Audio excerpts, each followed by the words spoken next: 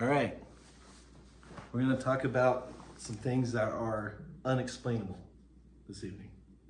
Yes, so I have one story that happened a few years ago. So I had a dream, and in my dream, my dad was working at my house, and all of a sudden, like, I knew something was going on, and in my dream, he was lifting something really heavy, and then he fell over, and then in my dream he didn't make it. Like, I just knew he was dead. Like, he just fell over dead, and I was like, oh my God, you know, it was obviously very, very scary.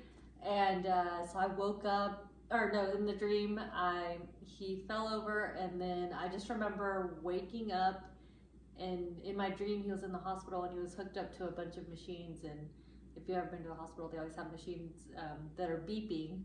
And so I remember in my dream that the machines were beeping, and then when I woke up, I swear, already awake and in my room, just so loud I could hear all those machines beeping, and it freaks me out.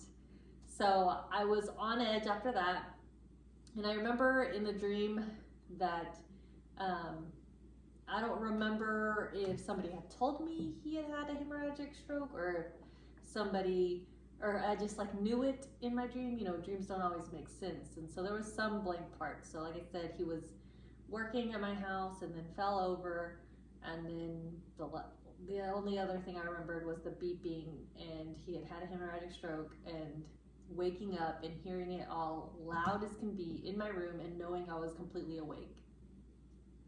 And so I was freaked out about that. So I was really on edge. It felt very, very real.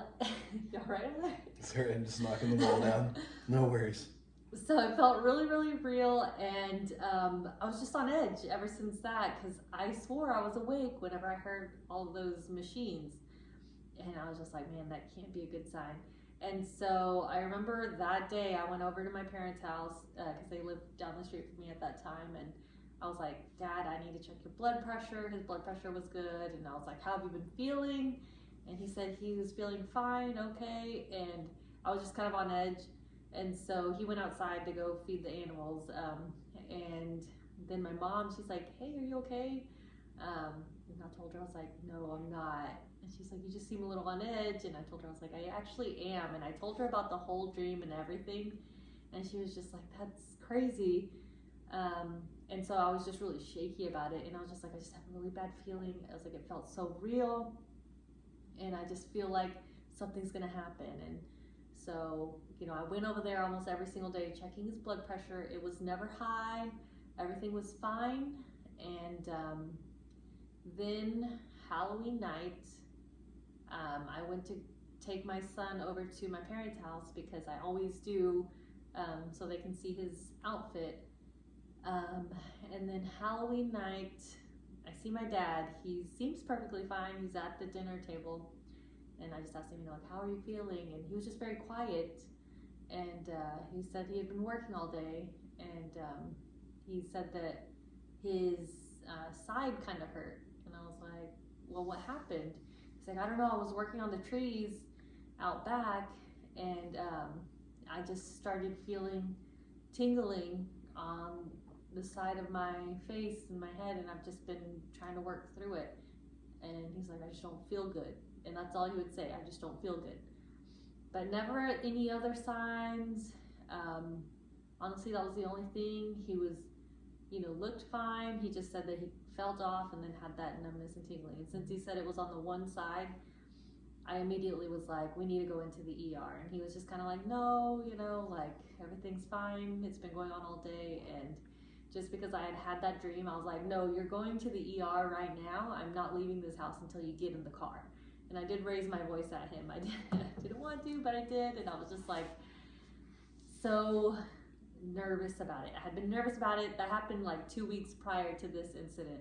And I'd been going over there pretty often, checking his blood pressure, making sure all of his meds were under control, and everything was fine, seemed healthy.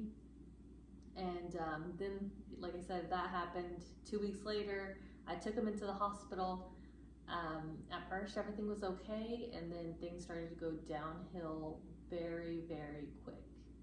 And I remember we went to the hospital. Then I told them that I thought he was having a stroke, and just because he said the numbness and tingling on one side, and I told them, and I probably shouldn't have, especially being in the medical field, I should have known, hey, maybe don't tell him you had a dream about it, you know, but I did. I was like, I had a dream. I was like, I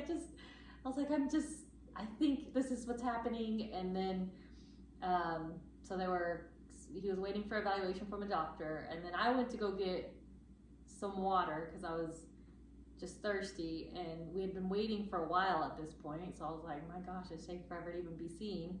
And so I remember going to get water and then coming back, and the nurse had just given him pills, and I was like, what did y'all just give him? And she said, oh, we just gave him a full dose aspirin. And I was like, well, I gave him a baby aspirin before we came here. And I was like, and stroke code says that you need to do a scan before you administer any type of medication, because you don't know if it's a bleeding or hemorrhagic stroke or if it's a blood clot. And you need a blood thinner. And so I was pretty livid at that point. And she's like, well, it's much more likely it's going to be a blood clot, which is true. And so I remember I was pretty adamant that he needed to go and get, scanned for a bleed. And so finally they got somebody in there, and he was able to go get scanned. And sure enough, he had a hemorrhagic stroke. He had a bleed. And then, of course, they had given him aspirin. I'd given him a baby aspirin, but then they gave him, I want to say it was like 2 full dose aspirins, which is going to thin your blood, which is going to make him bleed worse. more. So yes. It wasn't a clot. No, so it was the worst thing they could have done. Yes. And so I'm like super angry at that point. I'm like, look, you can Google stroke code. It tells you how to do it. Of course, they apologized, and I was just like, at this point, there's nothing they can do about it. There's nothing I can do about it. But I was like, man, I had told them that I thought that's what it was. But I mean, based off of a dream, they're not going to really take that and really trust it. So he ended up having to get care flighted out of Comanche and get taken to Dallas to get, his neuro care over there. But sure enough, he ended up having the brain bleed, and I had a dream about it 2 weeks prior. And I was so shaken up about it. Like, I was like, I freaking knew it. And then I had already told my mom. And so then my mom was freaking out, and she was like, she knew it was going to happen. She's like, she told me 2 weeks ago. She's been checking on Dad, almost every day. She's like, she had a dream about it. And I was like, dude, those beeping, the hospital freaking equipment just beeping. I swear I was awake whenever I heard them, loud as day. Like, it was so loud, and I was completely sitting up in bed awake, and it freaked me out. And sure enough, all of that happened. So that was the weirdest thing that ever happened for me, because, like, how do you explain that? Like, I had no idea, and it was the exact type of, stroke that, everything. Was his recovery okay? Is he back to normal now? Yes, he had a miraculous recovery. Hemorrhagic strokes usually have much worse outcomes than, like any kind of blood clot. And this was after yours, correct? Yes, so this was after mine. And so then I was like, well, maybe I'm just being like super paranoid. But yeah, it was after mine, and it was definitely just crazy. I was like, how would I have a dream about this 2 weeks prior and already know what was going on? And in my heart, I knew what was going on. And I mean, I know I sounded like a crazy person, but then it turned out to be true. And then I tell you, my mom was just like freaking out. She was just like, how did you know? I was like, dude, there was no way to know. It was literally that dream, and that was it. I have no explanation for it. So I definitely believe in there being a higher power. I think we talked about that last time as well. A little bit, yeah. About, how whenever I went through, near-death experience, and really feeling that presence, and then that really solidified my belief in God. And so then having that happen, I just felt like that was just more proof for me that there is a higher power going on, and that there's a reason that I knew all that, and I was exactly where I needed to be at my life. Like, I feel like everything was you know, leading up to that point, and I Mhm. was exactly where I needed to be. I was able to do what I needed to do to get him care, because I can't imagine, had I not gone, you know, and checked on him, that would have been crazy, because he was just kind of disoriented. Had my mom not been home, or had she been asleep, who knows what would have happened. I don't even want to think about it. And had I not been super vigilant in the hospital, had I not been there to advocate for him, I mean, even though I was there, I just literally went to go get some water, and then they gave him aspirin. And I was just like, hey, maybe Google stroke code if you don't know what you're doing, you know? Yeah, it's pretty miraculous. How often does that ever happen in time, in life? I mean, where you're exactly where you need to be to prevent something like that from being Worst just case scenario. catastrophic. Yeah. Yeah, and it was just terrible. And then I really rely on my gut feelings. Like, turns out, like he had that issue, and then he had another issue, and I just really relied on my gut instinct. I was like, look, I think there's something wrong with his blood.